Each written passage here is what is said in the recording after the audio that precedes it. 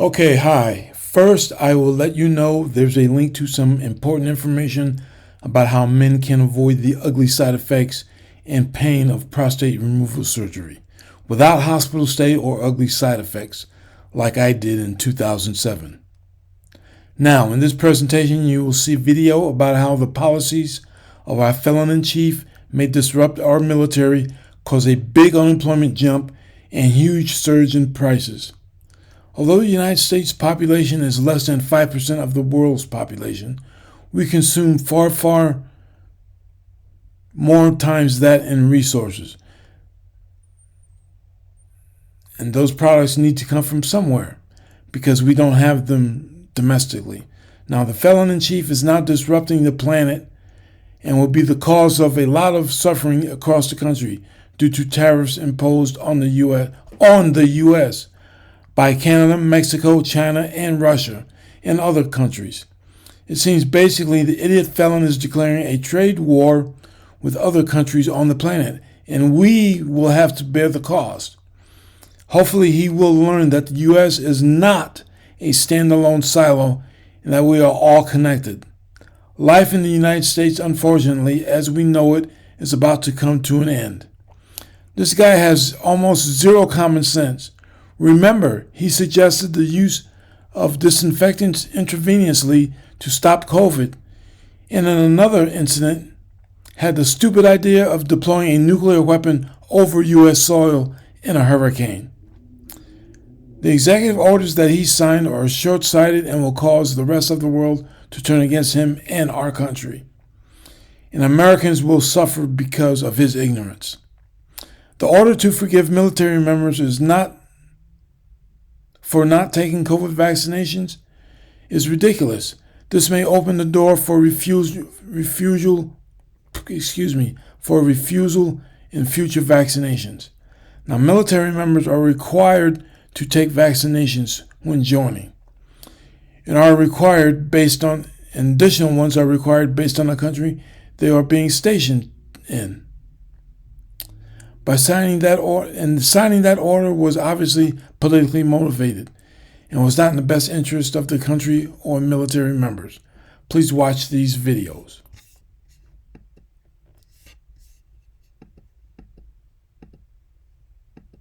Instead of lowering food prices, now thanks to Trump, the costs are rising. Hello everybody, David Schuster here. Across the United States, the Trump administration's immigration raids have begun. From coast to coast, there are a growing number of scenes like this.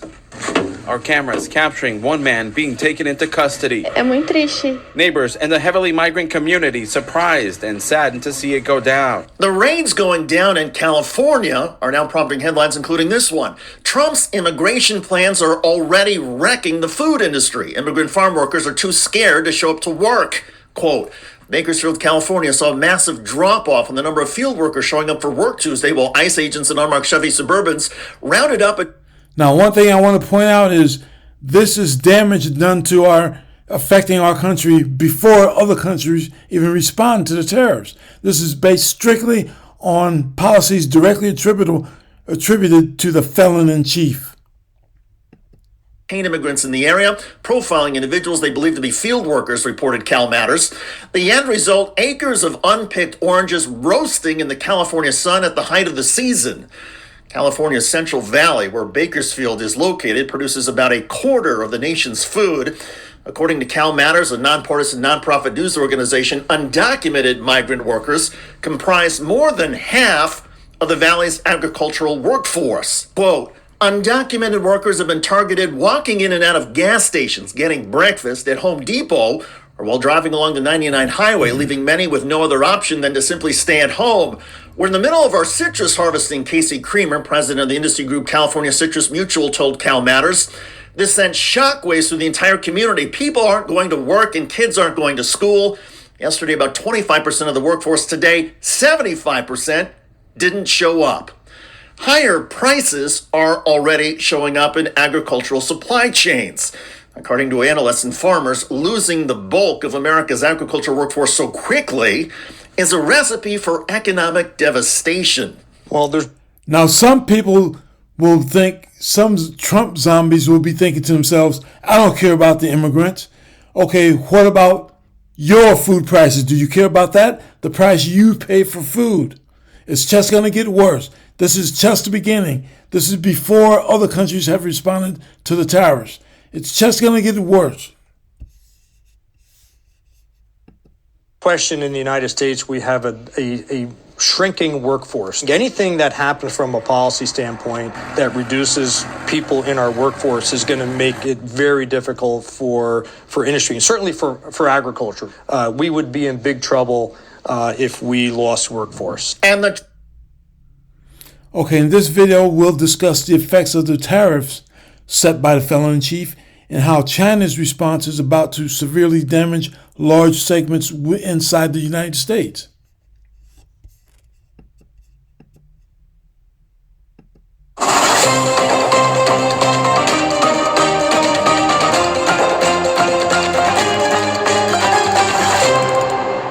What if I told you the trade relationship that once defined global economic stability is now unraveling, with repercussions that could impact your grocery bills, tech gadgets, and even your job?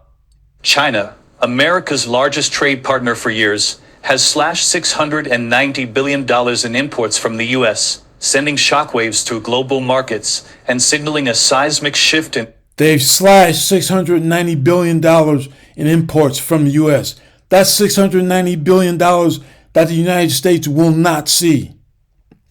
Economic dynamics between the two superpowers.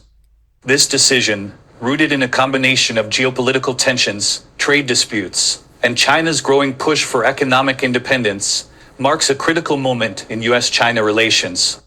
For years, the two nations have been deeply intertwined, with China serving as a top consumer of U.S. agricultural products, energy resources, and technology. However, as the trade war intensifies and both countries vie for dominance on the world stage, this move highlights an escalating rift with far-reaching implications for industries, workers, and governments worldwide. But why has China turned its back on the U.S.? Is this the end of American dominance in global trade? And what happens when the ripple effects reach your front door? The U.S. is losing its largest customer as China slashes purchases of crops, chips, and LNG. Once America's largest buyer, China has turned to Brazil, Russia, and Europe, threatening the $575 billion trade relationship. The United States and China account for over 40% of global GDP, making their trade relationship one of the most critical in the world. In 2022, bilateral trade between the two nations hit $690 billion, with China serving as a key buyer of American agricultural goods, semiconductors, and energy resources. But here's the existential problem. China's imports of U.S. goods have been declining steadily since 2018. According to the U.S. Census Bureau, Chinese imports of U.S. products dropped by 17.7% in 2023 compared to pre-trade war levels. This is devastating for sectors like agriculture, where China once purchased nearly 60% of America's soybean exports. Dr. Chad Bown, a senior fellow at the Peterson Institute for International Economics, warns that this isn't just about trade figures. It's about how deeply interconnected industries are. Losing China as a buyer sends shockwaves through supply chains, employment, and innovation. This economic unraveling can be traced back to the U.S.-China trade war, which began in 2018. The Trump administration imposed tariffs on $360 billion worth of Chinese goods, and Beijing retaliated with tariffs on $110 billion worth of U.S. exports. See, so China retaliated by saying, oh, okay, tit for tat. You hit me, I'm going to hit you back. And other countries are going to do the same thing to the United States. That's why I keep saying life in the United States is going to change drastically, because other countries are going to gang up against the United States. And we're not going to be able to handle that. Yes, we are a big and powerful country, but we're a small part of the population on the planet. And with the rest of the world against us, we're not going to make it.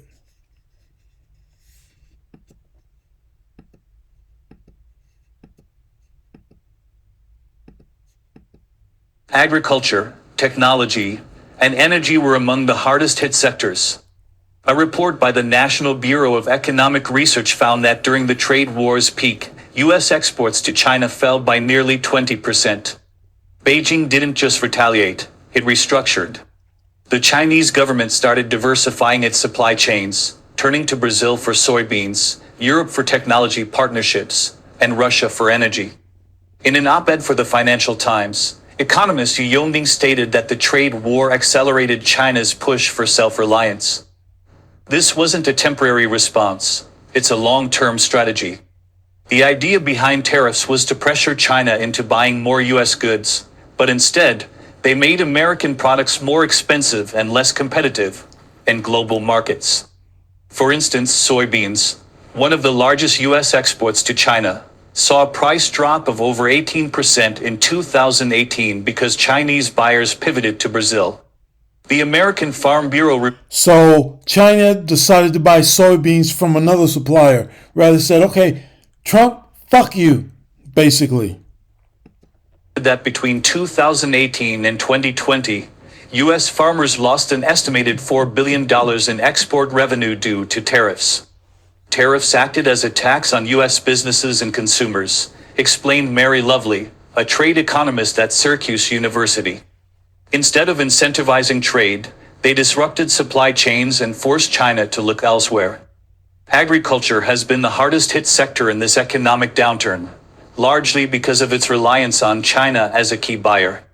In 2022, China purchased over $36 billion worth of U.S. agricultural products, down from $45 billion in 2017. Soybeans, corn, and pork were among the most affected commodities. The share of China's soybean imports from the U.S., the top American export to China, has dropped to 18% in 2024 from 40% in 2016, according to Chinese customs data.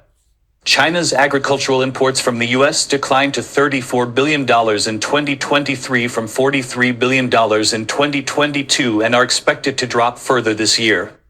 For farmers in the Midwest, this decline has been catastrophic. Farm bankruptcies in states like Iowa and Nebraska increased by 23% during the trade war's peak, according to the American Farm Bureau Federation. Many family-owned farms, already operating on thin margins, were forced to shut down. John Heistorfer, an Iowa soybean farmer and former president of the American Soybean Association, described the situation as dire. Losing China as a customer isn't just a loss of revenue, it's a loss of stability. It's hard to plan for the future when your largest buyer disappears. Export markets are tough to build. If you completely lose that market, it will take a decade to come back and replace it with somebody else. Brazil stepped into the gap left by U.S. farmers with strategic precision. In 2022, Brazil exported a record 87.6 million metric tons of soybeans to China, capturing over half of the market share. This dominance wasn't accidental. Brazil benefits from lower production costs, favorable trade agreements, and a currency advantage. Moreover, China has invested heavily in Brazilian infrastructure, including railways and ports, to streamline the transport of agricultural goods. China and Brazil have developed a symbiotic relationship, noted Marcelo Vieira, president of the Brazilian Agribusiness Association. Brazil provides the raw materials, and China provides the capital to move them. The economic fallout from reduced agricultural exports goes far beyond the farms. Entire rural communities depend on the success of agriculture, from equipment manufacturers to logistics companies. When farms lose income, so do the businesses that serve them.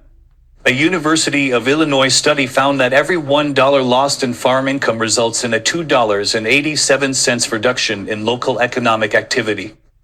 For rural towns in the Midwest, this means fewer jobs, school closures, and declining populations. This is a death spiral for some communities. So the idiot and felon basically is screwing a lot of people across a large portion of the country. Nelson, an economist at the American Farm Bureau Federation. Without a robust farming economy, the social fabric of rural America is at risk. China's efforts to reduce reliance on U.S. farm imports are part of a broader strategy to bolster its food security. Key moves include halting purchases of U.S. agricultural products, diversifying supply chains, and developing domestic production capabilities. For example, on August 5, 2019, China halted purchases of U.S. agricultural products in retaliation against tariffs imposed by the Trump administration. By 2023, China had approved several genetically modified crops to boost domestic yields and implemented its first food security law aimed at achieving absolute self-sufficiency in staple grains. These policies have placed China in a better position to withstand potential future tariffs on Chinese imports, raising the prospect of further retaliation targeting U.S. agricultural goods. The semiconductor industry, often referred to as the New Oil, has also been significantly impacted by the trade war. Semiconductors are the foundation of modern technologies, from smartphones to artificial intelligence. China is aggressively working to close the gap in semiconductor production, marking a significant escalation in the technological Cold War. In 2023, U.S. chip exports to China fell by 14%, according to the Semiconductor Industry Association. This drop is not merely economic but strategic. China's Made in China 2025 initiative aims to produce 70% of its semiconductors domestically by 2025. To achieve this, China has invested billions into research, development, and manufacturing capabilities.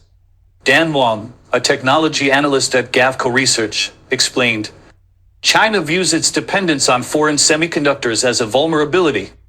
This shift threatens the survival of U.S. tech companies, which have already reported revenue losses due to reduced Chinese demand. For instance, Qualcomm saw its China revenue fall by over 15% in 2023. While U.S. export restrictions on advanced chip technologies aim to curb China's progress, they also incentivize Beijing to accelerate domestic innovation." Scott Kennedy, a senior advisor at the Center for Strategic and International Studies, noted, "Export controls are a double-edged sword. They may give U.S. companies a short-term advantage, but also force China to double down on technological independence." Energy is another critical area in which China has reduced its reliance on the United States. In 2021, the U.S. was a leading supplier of liquefied natural gas, LNG, to China. By 2023, those exports had declined by 25%, according to the U.S. Energy Information Administration. Following the Russia-Ukraine conflict, China deepened its energy ties with Russia, signing a 30-year agreement for natural gas imports via the Power of Siberia pipeline. Additionally, China secured long-term LNG deals with Qatar, including a $60 billion agreement signed in early 2024. For U.S. energy companies, this decline in Chinese demand represents a significant loss.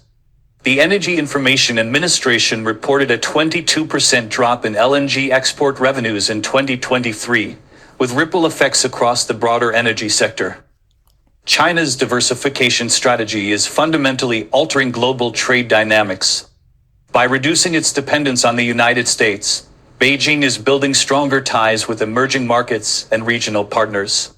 For instance, China's trade with Brazil surpassed $50 billion in 2023, making Brazil its largest trading partner in South America.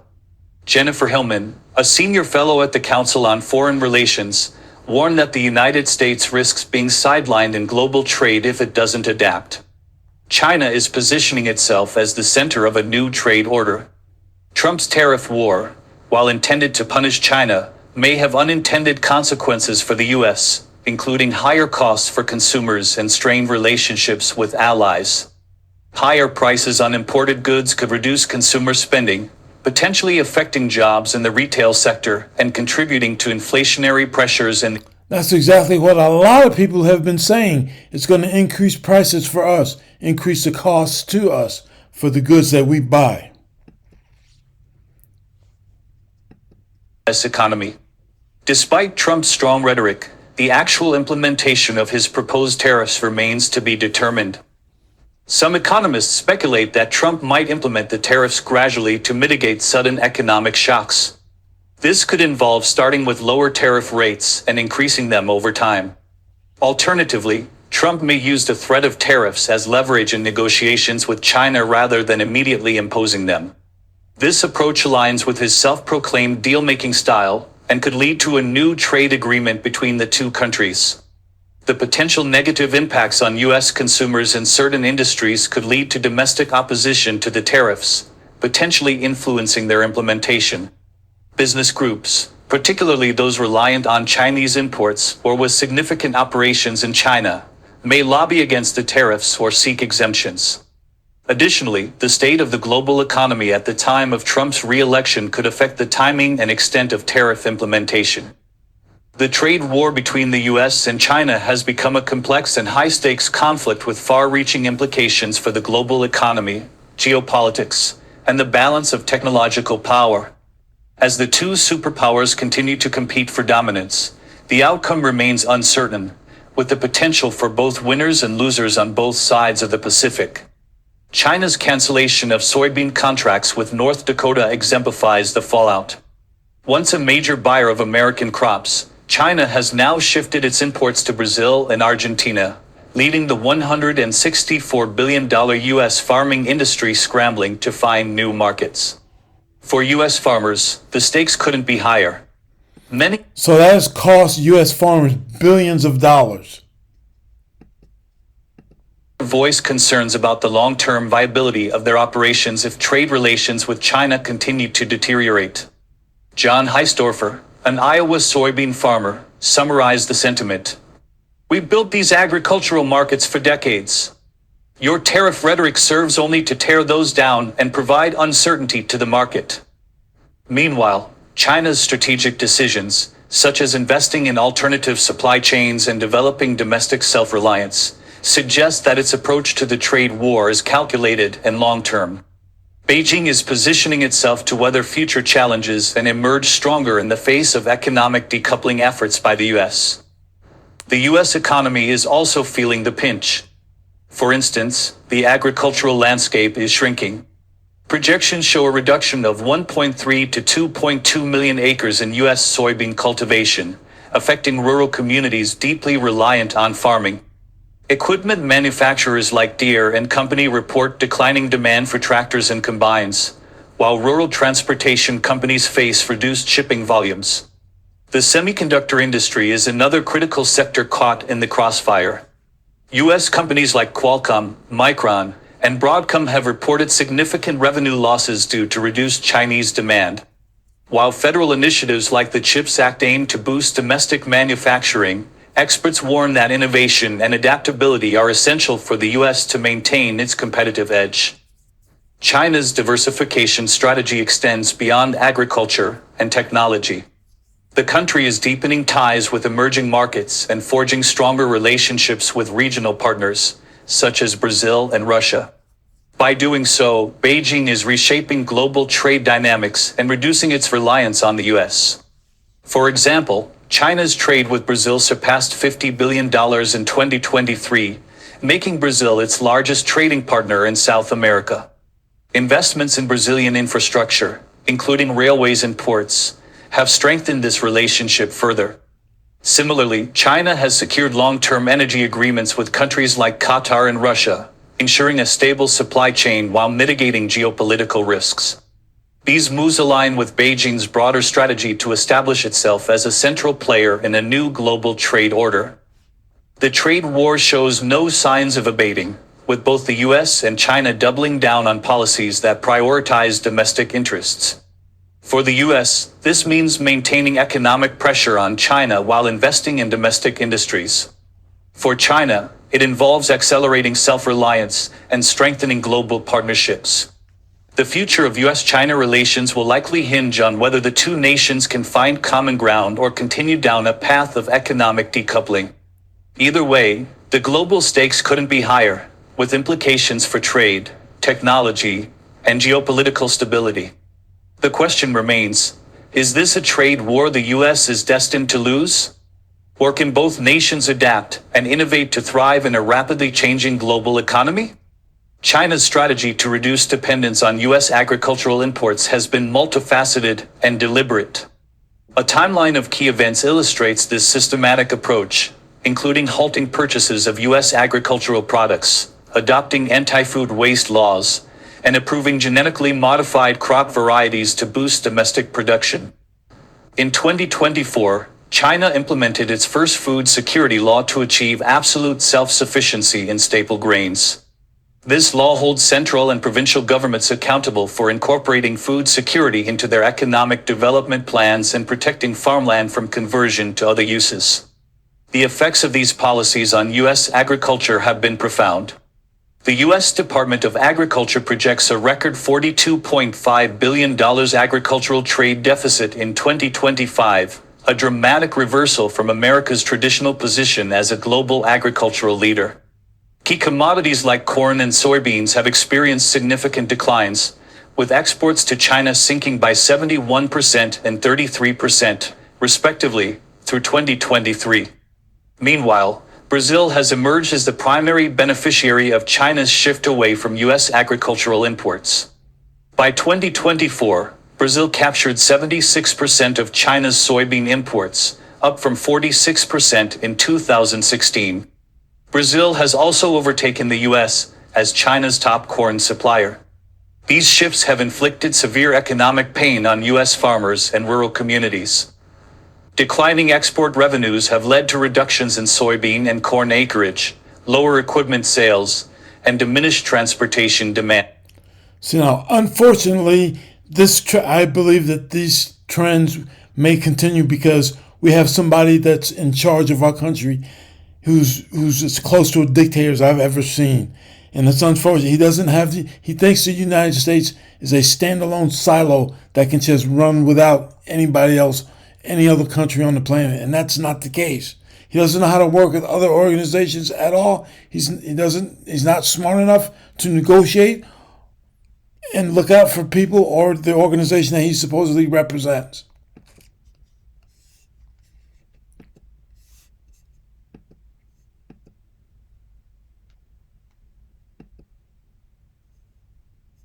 Donald Trump's victory in the United States presidential election brought significant unpredictability to international trade, particularly with key North American partners. One of President Trump's most controversial promises was his intention to impose a 25% tariff on imports from Canada and Mexico, including crude oil, two of the United States' main oil suppliers. This approach, aimed at protecting domestic industries and addressing trade imbalances, has raised concerns about its potential economic repercussions for both countries. Now, just days into his term, he has reiterated his commitment, declaring that the tariffs on Canada and Mexico will take effect on February 1st, which is less than 10 days away. This is not the only executive order the new United States president has signed on his inaugural day. President Trump issued several significant executive orders early in his term, sparking widespread debate. One order reinstated over 8,000 military members discharged for refusing the COVID-19 vaccine, including provisions for back pay. Critics warned this could weaken military health protocols and set a precedent for future vaccination mandates. To combat illegal immigration, drug trafficking, and human smuggling, Trump deployed troops to the United States-Mexico border and designated Mexican drug cartels as foreign terrorist organizations. This approach raised concerns about border militarization and potential diplomatic tensions with Mexico. In a major environmental shift, Trump signed an order to exit the Paris Climate Accord, lift restrictions on fossil fuel extraction, and halt new offshore wind farm projects. Environmentalists criticized these actions, warning they could exacerbate the climate crisis and hinder progress toward sustainable energy. Additionally, Trump pardoned approximately 1,500 individuals involved in the January 6th Capitol riot, drawing backlash. He's a criminal pardoning other criminals. Those who viewed it as undermining accountability and encouraging future unlawful behavior. Another executive order reversed diversity, equity, and inclusion initiatives from the previous administration, with critics arguing this could dismantle efforts to address systemic inequalities and inclusivity in federal agencies. A controversial order targeting. Yeah, and that's bogus. See, basically what he's saying is it's okay for white people to just hire only white people. That's okay. Black people, people of color, you don't need to work. Who gives a shit about you? That's bogus. Gender identity recognition enforce strict binary definitions of sex across federal agencies, eliminating protections for transgender and non-binary individuals. Advocacy groups condemned this measure, arguing it denied the existence and rights of transgender people. Finally, Trump withdrew the United States from the World Health Organization, citing dissatisfaction with. See, withdrawing from the World Health Organization is yet another indicator that he cannot work with other people or other organizations. And it's just a matter of time before the parade of people leaving his cabinet begins to start, because he's too ignorant to work with other people. Handling of the COVID-19 pandemic and alleged political bias. Health experts caution that this could hinder global health initiatives and weaken the United States' ability to respond to international health crises. In this video, we examine the tariffs imposed on Canada and the potential retaliatory actions by Canada, which could negatively affect the United States economy. Canada and Mexico collectively account for over half of all United States crude oil imports, with Canada alone supplying about 3.8 million barrels per day, more than half of total imports. Mexico, the second largest supplier, delivers billions of dollars worth of heavy crude oil annually to United States refineries, which rely heavily on these imports to meet domestic energy demands. The proposed tariffs threaten this vital supply chain, potentially causing higher energy costs for American consumers and businesses, and jeopardizing the economic stability of two key United States trading partners. Moreover, the tariffs could strain long-standing economic relationships established under the USMCA, United States-Mexico-Canada Agreement, and provoke retaliatory measures, with both Canada and Mexico considering counteractions to protect their national interests. This emerging trade conflict underscores the complex interdependence of the North American energy sector and highlights the broader risks of escalating protectionist policies in a highly interconnected global economy. Canada is currently evaluating possible responses to the proposed U.S. tariffs. A primary option under review is reducing or halting oil exports to the U.S., a move that could have far-reaching effects. Ontario Premier Doug Ford has been a strong proponent of using energy as leverage, suggesting the stop of electricity exports to the U.S., which could impact around 1.5 million American consumers, especially in states like Michigan and Wisconsin that heavily depend on Canadian energy. In Alberta, the situation is more nuanced. Alberta Premier Danielle Smith has opposed the idea of cutting oil exports, stating it would severely harm the Canadian economy. Since Alberta produces most of the crude oil exported to the U.S., her position is critical. Smith has warned that such a move could destabilize Canada's energy sector, leading to revenue losses, job cuts, and potential disruptions in domestic politics. Prime Minister Justin Trudeau has taken a cautious approach, emphasizing the need for a balanced and measured response. The federal government is exploring alternative retaliatory measures, including targeted tariffs on U.S. goods like steel, aluminum, and orange juice. See, now they're talking about tariffs on U.S. goods.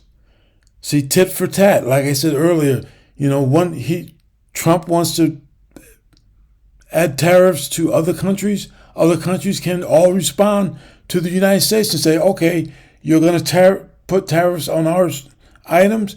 We're all going to do the same thing to you. Who's going to win, the United States or the rest of the world? I think the rest of the world.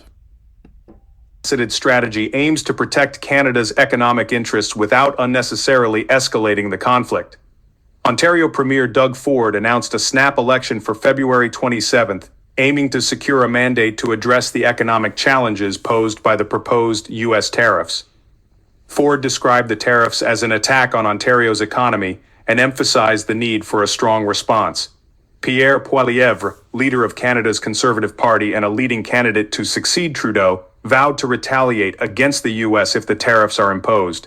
He emphasized that such trade measures would harm both nations and pledged to take pinpoint and surgical actions to impact the U.S. if necessary. Poilievre also indicated plans to explore other trading partners to mitigate the tariffs' impact on Canada. In a show of national unity, an Ottawa entrepreneur created a Canada is not for sale hat in response to President Trump's tariff threats and suggestions that Canada become the 51st state. The hats gained significant attention after Premier Ford wore one during a meeting with Prime Minister Trudeau, leading to tens of thousands of orders. The initiative aims to unify Canadians and counter rhetoric that threatens Canada's economy. Additionally, the Canadian dollar has strengthened against the US dollar, reflecting investor skepticism about the implementation of the proposed tariffs. The loonie rose 0.2%, trading at 1.4350 per US dollar, marking a 0.9% increase for the week after recovering from a near 5-year low. Concerns about the severity of the proposed tariffs influenced trading, and oil prices, a significant Canadian export, also saw slight increases. The tariff issue has brought rare political unity in Canada. Provincial leaders, regardless of political affiliation, are standing in solidarity with the federal government. Premiers of key provinces like Alberta, Ontario, and Quebec are backing strong countermeasures to protect their respective industries.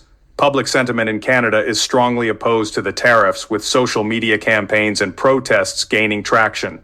Movements calling for consumer boycotts of U.S. goods are also emerging, highlighting the growing frustration among Canadians. Economic and political consequences. Reducing or stopping oil exports to the U.S. would have profound economic and political effects for both countries. For the United States, this action would disrupt energy supply chains and increase costs for consumers. States such as Michigan, Minnesota, and Wisconsin, which are heavily reliant on Canadian crude oil and electricity, would face shortages and higher energy prices. These disruptions could have a ripple effect on the U.S. economy, particularly in industries dependent on affordable energy. For Canada, the economic impacts would be equally severe. Crude oil exports are a major revenue source, and any significant reduction could slow GDP growth, raise unemployment in the energy sector, and strain provincial budgets. Alberta, in particular, would bear the brunt, potentially increasing tensions between the province and the federal government. The economic downturn could also lead to higher inflation, further complicating Canada's domestic economic situation. Politically, the repercussions could be just as destabilizing. Cutting oil exports would likely strain Canada-U.S. relations, undermining the cooperative framework of the USMCA. This could result in retaliatory actions from the U.S., further intensifying the trade dispute and reducing the chances for a negotiated settlement. Alternatives to reducing oil exports. Given the significant risks of cutting oil exports, Canada is considering other options. One major alternative is imposing retaliatory tariffs on U.S. goods critical to specific states. Now, it appears that based on what we've seen here, that we in the United States are dependent upon what other countries around the globe are going to do to the United States. How are they going to react to the idiot felon-in-chief's actions of trying to place tariffs on their products? How are they going to react to that? We are at their mercy now. It's just basically wait and see. And I believe that they're probably going to end up either limiting trade with the United States and or add tariffs to the United States. So if the rest of the planet is adding tariffs to United States exports, then the United States is going to end up losing, I am afraid.